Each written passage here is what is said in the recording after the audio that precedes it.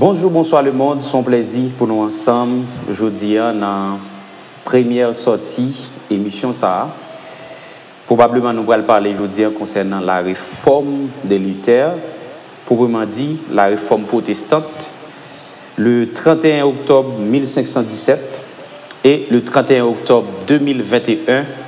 Cela fait environ 504 ans depuis que nous, en quelque sorte, Martin Luther, qui c'est le père de la civilisation protestante, il était accouché d'une telle réforme.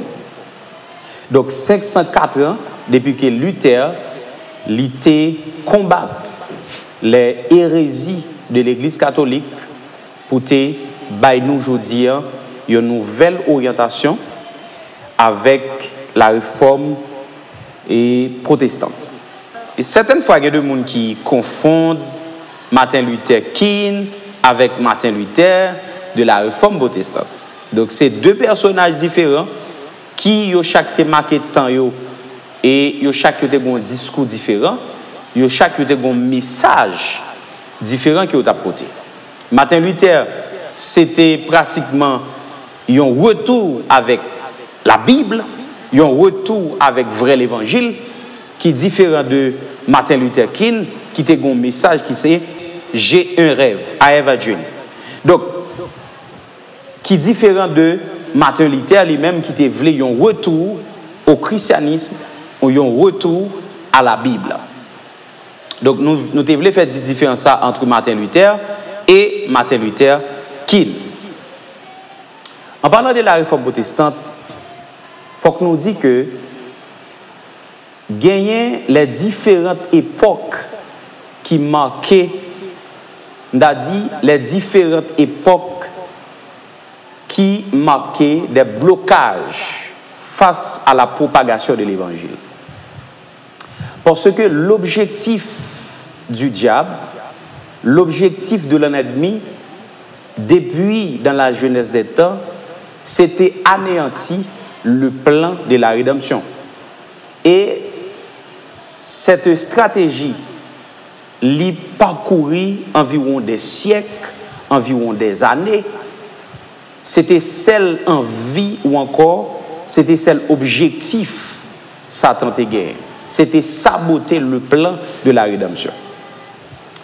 Mais heureusement, comme l'a dit avec le prophète Jérémie, je connais les projets que j'ai formés sur vous, dit l'Éternel. Je connais les projets que j'ai formés sur vous, dit l'Éternel, projets de paix et non de malheur. Donc, les projets de Dieu, pas une pièce force qui a anéanti les projets de Dieu. Comme la Bible l'a si bien dit, même les portes du séjour des morts ne prévendront point contre elles. Ça veut dire pas une porte qui a campé devant la propagation de l'évangile. Premier menace qu'elle a bien fait, c'était dès la naissance de Jésus-Christ. Vous savez, Hérode, lorsque Jésus-Christ fit une fête, eh bien, Hérode passait de stratégie pour que lui touille tout petit garçon qui était fait dans l'époque là. Parce que Hérode te connaît très bien. Donc, qui ça Jésus, ça va le représenter. Maintenant, pour anéantir ou bien pour bloquer le plan ça, eh bien, Hérode, qui ça monsieur fait, il passait un édit pour que il touille l'ensemble de toutes les garçons, les petits garçons qui prennent naissance dans l'époque là, de manière à ce que pour que plan rédemption n'ait pas atterri. Donc jusque là, c'est de stratégie ou encore c'est de plans qui t'est fait échec. Deuxième tentative que Satan fait pour empêcher ou bien pour en quelque sorte saboter le plan de la rédemption, c'était vers la crucifixion de Jésus-Christ à la croix.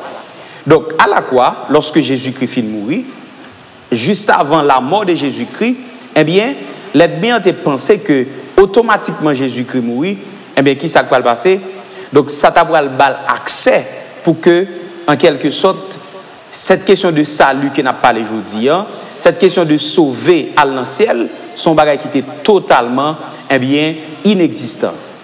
Maintenant, le plan de Dieu, encore une fois, pas de personne qui a campé le plan de Dieu. Faut-il bien que ce plan du salut, eh bien, il est arrivé à la concrétisation. Et troisième période qui pourra justement marquer eh bien, des stratégies de Satan pour anéantir le plan de la rédemption, c'était la persécution en quelque sorte des apôtres. Vous savez, après l'ascension de Jésus-Christ, lorsque me parlez concernant l'ascension de Jésus-Christ, c'est lorsque Jésus-Christ finit enlevé pour justement aller dans le ciel. Donc, persécution pas de camper.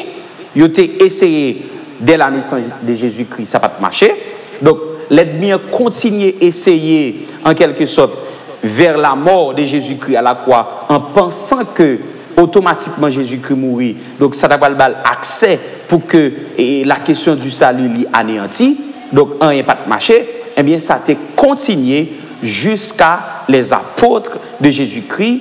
Proprement dit, même après la mort de Jésus-Christ, eh bien, persécution a été continuée toujours.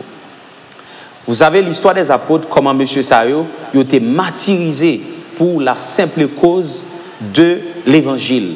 Gagné, yo en quelque sorte, jeté yo dans l'huile chaude. Gagné, c'est égorgé que yo égorgé yo. Gagné, en quelque sorte, yo touillé yo par la pendaison pour que l'évangile, ça que nous gagnons aujourd'hui, il était capable d'arriver à la perfection ou encore il était capable d'arriver dans le niveau que l'arrivée. Lorsque les apôtres ont fini de mourir, eh bien, persécution pas de jamais campé. Donc, il était continué justement à travers les pères de l'Église. Donc, sorti dans les pères de l'Église, où tu vas joindre en quelque sorte la falsification de la parole de Dieu par les détracteurs du catholicisme. Et c'est de là, je dis, que nous allons parler concernant la réforme protestante ou encore la réforme de Luther. Maintenant, juste avant de parler concernant la réforme protestante, il faut dire que Luther, ce n'est pas le premier monde qui a commencé avec une telle réforme. Donc, il faut que nous net, même Jean-Baptiste dit, il faut qu'il croisse et que moi, je diminue. Donc, Jean-Baptiste, M. a dit, et si je ne m'abuse, dans Jean chapitre 3, verset 30, M. a dit, il faut qu'il croisse et que moi, je diminue. Donc, il faut que le monde qui a venu après moi, l'y monte et que moi-même, moi capable de descendre. Donc, c'était l'approche de Jean-Baptiste. On a dit, c'était une approche qui était accompagnée avec un pile humilité, si vous voulez, là-dedans. Donc, Martin Luther, ce n'est pas le premier monde qui a commencé avec la réforme protestante. Donc, nous allons parler concernant les précurseurs de la réforme protestante. Les précurseurs, c'est qui ça? C'est deux mondes qui viennent avant pour venir faire un travail. Tout comme Jean-Baptiste, eh bien, monsieur était venu dans l'idée pour aplanir le chemin pour la venue de Jésus-Christ. Donc, c'est ce travail Jean-Baptiste ça. Eh bien, non seulement Jean-Baptiste, mais en parlant de la réforme, il y a des précurseurs, des personnes qui, justement, étaient venues avant pour que ils aient préparé cette réforme que Luther a exécutée, justement. Donc, les précurseurs de la réforme, nous avons un personnage qui c'est Pierre Valdo. Monsieur, en quelque sorte, monsieur a commencé avec une véritable réforme en France. Gagné tout Robert Goster. Gagné John Wycliffe, c'est deux hommes qui condamnés pour hérésie, de monde qui a dit vérité, mais ils prennent vérité, ils fait passer pour des mensonges et ils en quelque sorte ils tué monsieur Sao comme de hérésie. Par exemple, John Wycliffe, c'est un homme que ils fin tué monsieur et après la mort de John Wycliffe, donc ils étaient obligés à déterrer monsieur pour bouler zone monsieur et puis laguer ratio dans rivière. Donc son façon pour dire que si John Wycliffe était en quelque sorte vivant toujours, mais qui ça qui t'a privé John Wycliffe. Gain tout et Jean Hus, donc c'était un personnage qui fait partie et en quelque sorte des précurseurs de la réforme. Gain tout Jérôme de Prague, gain Jérôme Savanawol, gagne tout Jean de Stoppich. Donc ce sont des hommes qui te viennent préparer la réforme. Mais il faut dire, il n'est pas facile parce que en pile nan yo te bay vie yo pour que tu es capable de gagner un changement qui étaient potés dans des falsifications de la parole de Dieu. Mais ils étaient en quelque sorte mouris et ils étaient martyrisés pour que l'évangile, ça que nous gagnons aujourd'hui, nous sommes capables de gagner. Sorti dans le précurseur de la réforme, on nous regarde là, qui cause, qui t'a suscité la réforme protestante. Donc, si on n'a pas les concernant la réforme protestante, il faut que nous disions effectivement qui cause, qui ça t'a fait que, qui ça t'a suscité la réforme. Eh bien, parmi les causes de la réforme protestante, il y a un pile. Il y a un pile, peut-être c'est la dernière cause là que nous allons gagner pour nous chita sur yo. Et faut dire Luther c'est en quelque sorte un moine de l'église catholique parce que Luther était au sein de l'église catholique. Donc faut dire et lorsque monsieur a réalisé, l'a analysé et en quelque sorte les conceptions de l'évangile du catholicisme qui était totalement en dehors de ça la Bible enseignait, qui était totalement en dehors de ça Jésus-Christ en tant que directeur fondateur de l'évangile que le pas jamais enseigné bagay ça yo, et même les apôtres de l'évangile ils pas jamais eu opportunité pour que yo té en quelque sorte enseigner l'évangile ça yo, qui totalement désaccord avec la parole de Dieu, avec la Bible. Eh bien Martin Luther dans la réflexion, je me suis posé cette question pour le dire, en quelque sorte, qui ça nous a fait pour que nous fassions retour à la Bible, pour que nous fassions retour à l'évangile de Jésus-Christ. Donc, parmi les causes de la réforme, tu as gagné le purgatoire, tu as gagné tout le baptême des enfants, tu as gagné le célibat des prêtres, tu as gagné la messe des morts, tu as gagné l'infaillibilité du pape, ça veut dire pape là, et en quelque sorte, son monde qui n'a pas fait erreur, son monde en quelque sorte qui représente un bon Dieu sous terre. Donc, tu as gagné le culte marial, côté que et les catholiques, yo, en quelque sorte, fait Marie, ils ont divinisé le personnage ça, qui c'est Marie, et tu as gagné en quelque sorte la vente des indulgences, c'est que nous voyons chita et fortement sous et dernière cause ça qui c'est la réforme protestante. Qui ça quoi le mener Luther et combattre une telle hérésie, une telle ignorance de l'église catholique. L'église catholique te doit construire une en quelque sorte une construction merveille à travers le monde là qui c'est la basilique de Saint-Pierre. Maintenant pour construire temple ça, pour construire et l'église ça, l'église à cette époque, alors faut dire l'église catholique à cette époque pas gagné assez de moyens en caisse pour être capable de construire l'église ça. Maintenant yo te joignons nouvelle stratégie pour que en quelque sorte yo capable de jouer une corps. Eh bien stratégie c'était qui ça? C'était offrir avec moun yo une conception, une théorie qui est appelée la vente des indulgences. La vente des indulgences, c'est qui ça? C'est un certificat qui justifie, voilà, le mot s'explique, son certificat qui dit que si vous avez un papa qui était en quelque sorte pas même accepté Jésus-Christ, qui était mort depuis 20 ans, qui était mort depuis 30 ans, qui était mort depuis 10 ans, même si papa ça il pas de chance d'accepter Jésus-Christ, eh bien, il a offert avec lui un certificat d'indulgence qui dit que automatiquement ou acheter certificat ça, eh bien, non pas pour lui sortir de l'enfer pour aller directement dans purgatoire qui c'est une salle d'attente côté que automatiquement eh bien on finit acheter certificat, moun ça li tout joindre le salut. Mais quelle ignorance. En quelque sorte, quel obscurantisme de l'église catholique à cette époque.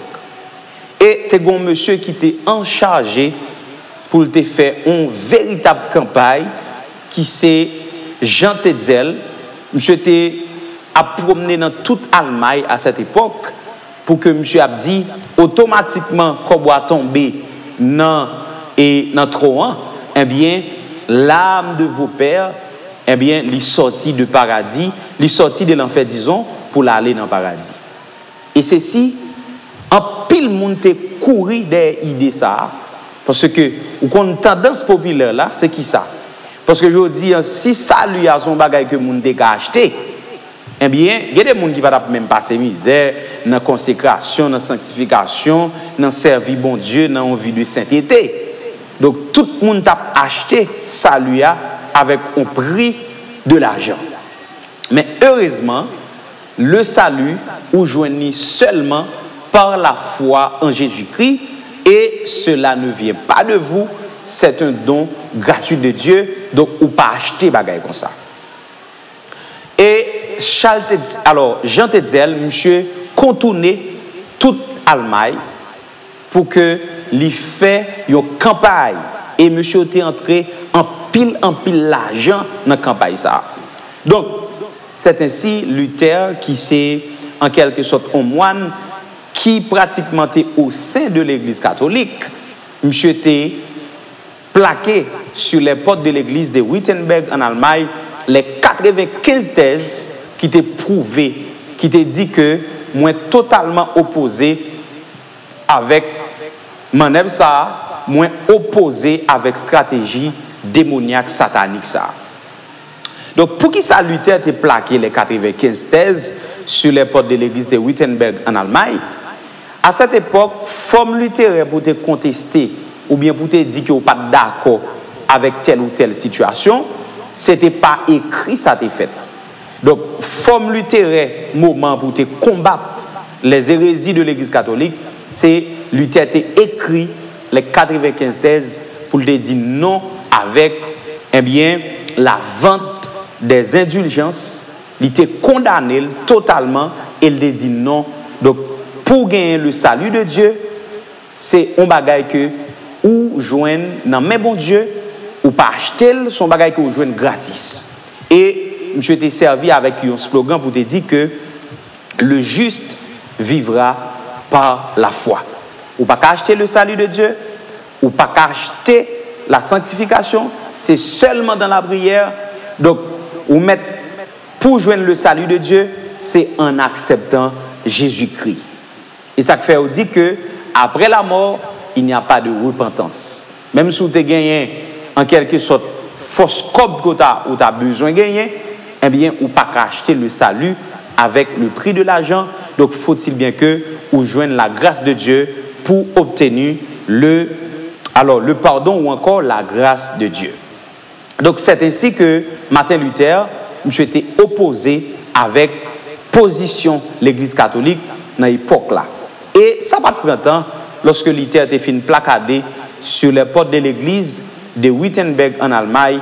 Ça va prendre temps pour que toute l'Allemagne ait en quelque sorte joué une nouvelle ça. Et ça a suscité un véritable débat parmi la population. Et gagner de groupements qui appartenaient avec Luther, tout comme tout, gagner de groupements qui appartenaient avec les prêtres de l'église catholique dans l'époque là. Donc, Luther a gagné, on a dit, des piliers ou encore et des fondements de la réforme. Et parmi les fondements de la réforme, tu as gagné environ 5 parmi fondements de la réforme ou encore parmi piliers de la réforme. Donc, Luther a campé sous 5 roches qui n'a dit des gros roches pour te supporter une telle réforme et n'a parlé concernant la réforme protestante. Premier pilier ou encore premier fondement que Luther a campé sous lui, c'était sola fide. Je dis la foi seule, sola fide. Donc, nous joignons le salut seulement par la foi en Jésus-Christ. Deuxième pilier, c'était sola gratia, qui veut dire la grâce seule. Et troisième pilier, qui c'est sola scriptura, qui veut dire l'écriture seule. Quatrième pilier, qui c'est solis Christus, seulement pour la gloire de Jésus-Christ, si vous voulez. Et cinquième pilier, c'est solideo gloria, toute la gloire seule à Dieu. Donc, je suis campé sous 5 piliers pour accoucher la réforme protestante. On nous parle qu'on y a là concernant une statistique concernant les chrétiens protestants à travers le monde entier. Si nous avons Luther qui était mener une véritable bataille pour que l'ité accouche réforme. Non? Alors, faut dit, lorsque nous avons parlé concernant la réforme protestante, ça n'est pas venu comme du miel que nous avons expliqué là. Tu as gagné les contre-réformes, tu as gagné un pile persécution qui te suivent l'ité après une telle décision.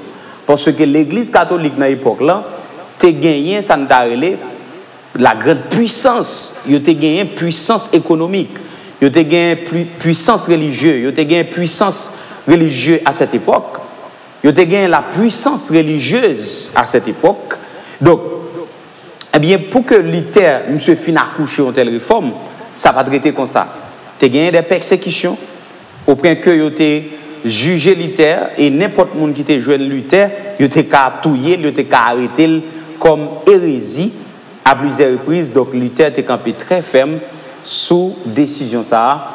Donc, pour les garçons ça qui c'est Martin Luther, monsieur méritait justement un gros et n'a dit honneur, c'est pas adoration bien sûr, parce que la adoration est réservée seulement à Jésus seul, adoration réservée seulement avec Dieu. Donc pas de personne qui digne assez pour recevoir l'adoration, c'est que les catholiques ils pas rendre compte parce que nous pas adorer Marie. Marie dans perspective biblique, c'était une femme de Dieu, une femme en quelque sorte qui était dans le sens bon Dieu. Et c'est raison ça fait que Jésus-Christ pour le faire à travers Marie. Donc si bon Dieu t'a choisi Marie comme étant n'a dit et monde qui a porté Jésus-Christ, donc c'est pas n'importe monde. Nous pas banaliser Marie. Parce que qui s'est passé dans la religion? Le catholique yo divinisé Marie au point que yo même adoré lui-même, et le protestantisme qui ça fait yo diabolisé Marie.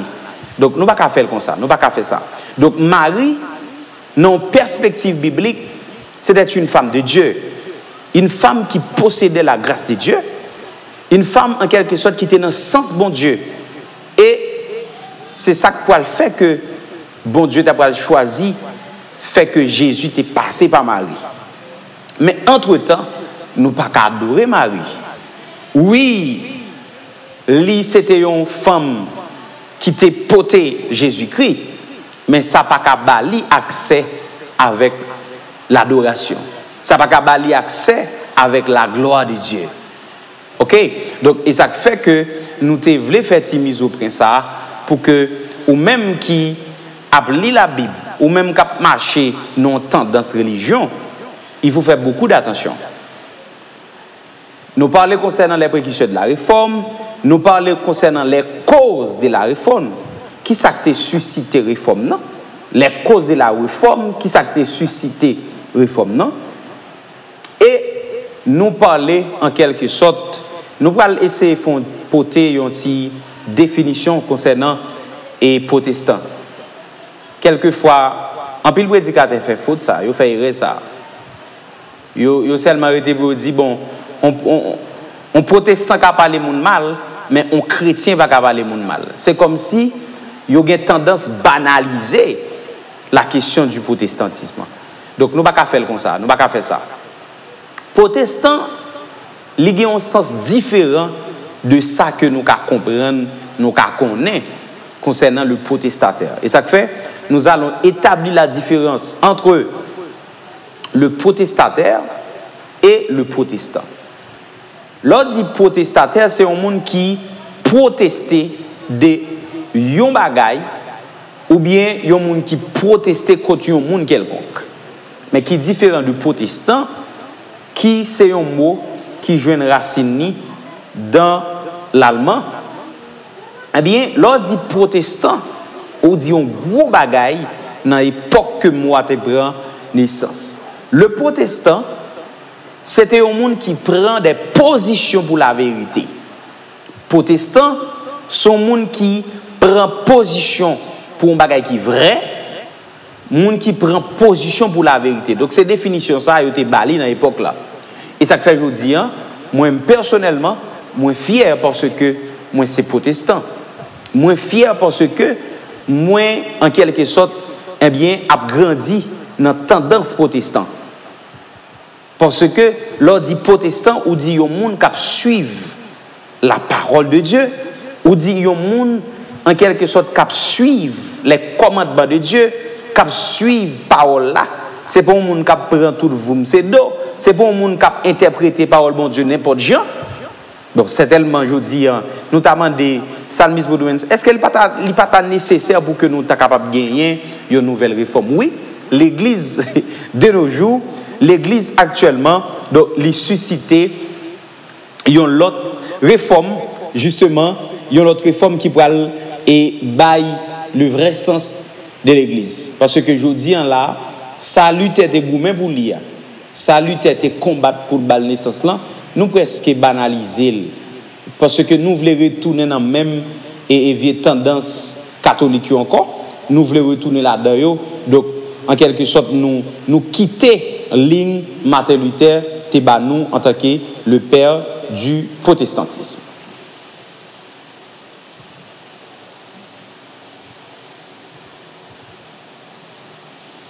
Nous établissons différence entre Martin Luther et Martin Luther King. Donc, nous faisons différence pour et nous définissons le mot protestant. Parce que l'on dit protestant, on pas dit son monde qui a fait manifestation. C'est pas ça qu'on dit. Et il y a plein de monde qui servait avec le mot protestant pour jouer chrétien. Donc, chrétien et un chrétien, un protestant qui a parlé monde mal, mais un chrétien pas qui parler monde mal. Donc, c'est conception ça nous gagne de protestant. Protestant, li loin de ça, nous comprenons de lui. Donc, nous pas qu'à justement banaliser le terme protestant. Et nous, pratiquement dans la dernière ligne droite et conférence là ou encore émission concernant la réforme protestante, on a le résultat de la réforme. Non? Parce que si lui était gourmet pour la réforme protestante, eh bien, il y a un résultat. Grâce à Dieu, courant protestantisme, il fait chemin à travers le monde, et courant protestant, il fait chemin à travers le monde. Et en Haïti, actuellement, nous gagnons environ 52% de la population haïtienne qui ont même de tendance protestante. Le protestantisme peut être considéré comme le mouvement religieux le plus prestigieux de toute l'histoire du monde, surtout en termes de croissance numérique.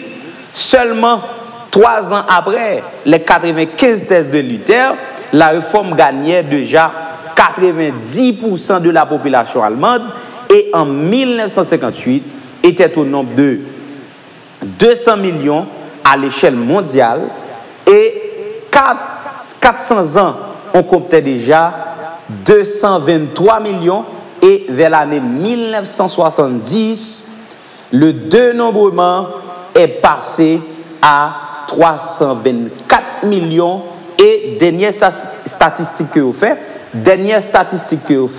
l'évalué à 450 millions et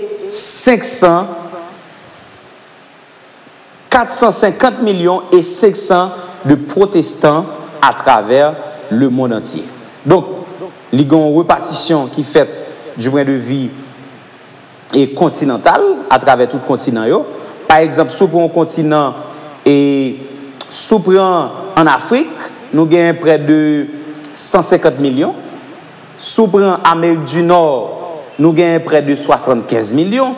Si on prend Amérique latine, nous avons près de 61 millions de protestants.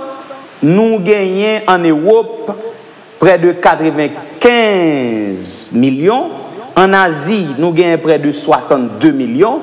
Et en Océanie, nous gagnons près de 14 millions de protestants à travers le monde entier. Donc, en résumé, mesdames et messieurs, c'est le résultat de ce mouvement, le mouvement de Martin Luther, qui était gourmet pour nous la réforme protestante. Donc, en somme, nous avons dit que la réforme n'a fait route. Il fait chemin à travers le monde entier. Et en Haïti, comme je disais tantôt, nous gagnons près de 52% de la population haïtienne qui ont même de l'inspiration protestante. Donc, nous disons bon Dieu merci pour un tel travail que Luther a combattu, il était gourmet pour le faire. Hommage avec Luther Et les historiens sont quasiment unanimes à reconnaître en Martin Luther la figure la plus importante de toute l'histoire pendant les 5 derniers siècles. À l'exception du Christ, jamais on a écrit des livres en aussi grand sur quiconque. Il est la personnalité humaine la plus étudiée de tous les temps.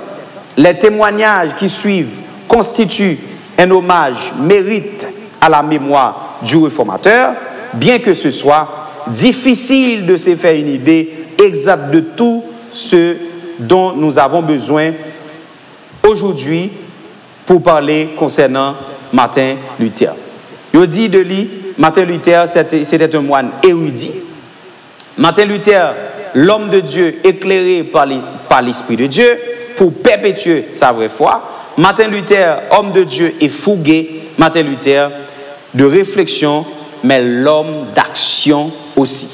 Donc, en somme, mesdames et messieurs, nous avons étudié aujourd'hui les différents paramètres de la réforme protestante et nous avons parlé en long et en large concernant la réforme protestante qui datait environ 504 ans depuis que la réforme ça a été pris naissance. Et aujourd'hui encore, donc, nous avons continué gourmet, nous avons continué bataille pour que nous, en quelque sorte, travaillons pour que nous portions de grands résultats avec la propagation de l'évangile. Donc, dans ce sujet, ça, nous avons touché différents paramètres. Donc, nous avons parlé concernant les personnages là, qui c'est Martin Luther. Et nous avons parlé concernant le personnage ça, qui c'est Martin Luther. Nous avons vu les précurseurs de la réforme. Donc, nous avons parlé tout concernant la différence qui existait entre Martin Luther et Martin Luther King. Nous avons parlé tout concernant et mauvaise conception ou bien mauvaise tendance qui gagne, on parle de protestants. Donc, dès que vous parlez de protestants, tout le monde dit, bon, son bail vagabondage, son bail banal. Mais les protestants, à travers les siècles, donc, c'est deux mondes qui te prennent position pour la vérité, c'est deux mondes qui te prennent position pour l'évangile. Et nous te voyons tout, en quelque sorte, les causes de la réforme, qui s'actait, suscité réforme ça, qui élément qui t'a suscité une telle réforme qui c'est la réforme de Martin Luther. Donc c'est un plaisir pour nous te présenter aujourd'hui un très bel sujet concernant la réforme protestante. Merci parce que tu as suivi nous, quel que soit côté, sous plateforme Place of Glory et depuis studio Saminiapos. Donc son plaisir. J'espère que vous allez commenter la vidéo, j'espère que vous allez partager l'intervention et si vous avez une question, tout, nous sommes bien contents de répondre en bas commentaire. Merci en pile, bon Dieu béni nous. Bonne fin de semaine, j'espère que grâce, bon Dieu, est capable pour vous. Merci.